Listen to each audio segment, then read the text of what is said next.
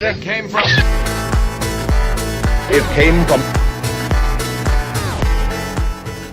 All right, why don't we get into the next one? This one I feel like I can talk about. How do you gently push back on clients demanding too much? This one's from Num Num Cookie on the user experience subreddit.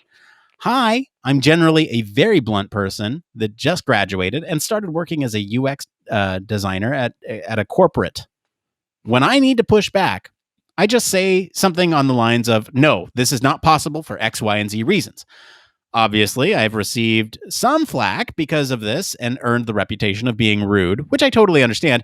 However, I am looking to change it, and I would love any examples, information, or courses that can help me improve. Thanks in advance. Blake, how do you gently push back on clients demanding too much? Tactics here. So this is awesome. This sounds like somebody who recognizes not an issue, but they recognize a character trait they have. Seems like they're in a job or in a setting that doesn't react well to that. So this is great. This is somebody who has a lot of self-awareness and wants to kind of change the way that they're tackling something.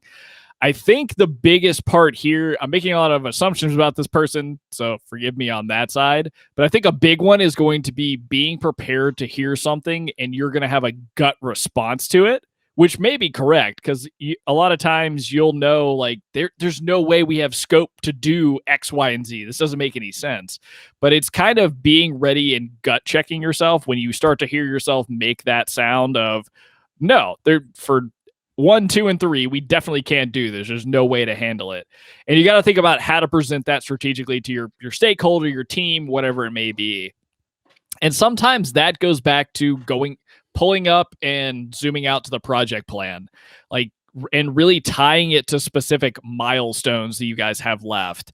So saying like, okay, these ideas are valid. If they are, provide rationale if they're not. But let's say all the ideas brought to you are valid, but the timeline is just not there. There's no way to get it done.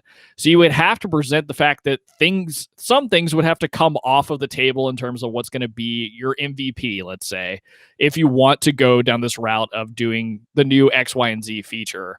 And so it just becomes more of a practice of how you present yourself and your kind of rationale for why something can't fit in the design scope right now, but also being open to saying like, we could do this, but we would need to do this in a larger time scale, or we would need more money to be able to pull this off.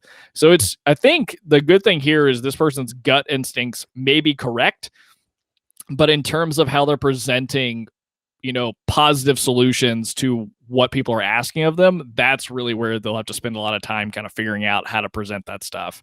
And that comes with time because you work on more projects, you understand how to rescope them, you understand what the trade-offs are of doing different features at different times based on time, budget, and development, all that kind of stuff. But Nick, how do you kind of push back when demands get a little bit too high? Yeah, that's a skill. I think what you said is great, right? Like slow yourself down. Don't respond immediately. Let it marinate for a little bit. Make people feel like they're heard. Don't. I feel like there's two approaches to this, right? There's one. Okay, there's one jumping in immediately and calling somebody out when somebody says, we need to do this because, and before they even get onto the because, someone calls them out, right? Cuts them off, calls them out. We can't do that, X, Y, Z. There's the second approach where you listen to somebody's entire thought process and then you say X, Y, Z. That's a little bit more helpful. People tend to think of themselves as really important, like podcast hosts who just want to have a podcast to talk about things every week. Anyway, point is, people feel heard when they're allowed to complete their thoughts. And so maybe just say it afterwards. Now, there's a third approach that I'm going to suggest here that's worked for me. And your mileage may vary, but I've had pretty good success with this. If something needs to be done, or this, whoever says, a client says something needs to be done, then ask questions. How might that work? How might that work? What do you think is the right solution to that? And maybe they themselves will back themselves into a corner and be like, it's not possible because of this. Okay, all right. And I think that's probably the most tactful approach, is to ask them questions that allow them to get to that conclusion on their own. That doesn't make you come off as a rude person. It makes you come off as an inquisitive person, and perhaps someone that is considering all angles without being rude, right? You're simply asking questions about how that might be done. And if you reverse logic them into thinking, okay, no, it can't be done, then you've won. I consider that a win. Now there's also, like, if you're talking to clients, there's also what's on paper for you're expected to do. And in most cases, unless you're a freelancer, in which case is a little different, but in most cases you have some protection for that role. There's either somebody that will go back to the negotiating table with them and say, I think that's a great idea. Let's check with so-and-so to see if we can add that to the work. And they will negotiate on your behalf to keep it the original thing, right? You tell them in private that don't adjust this. This is not what we're on the hook for. In a lot of cases, you have that protection.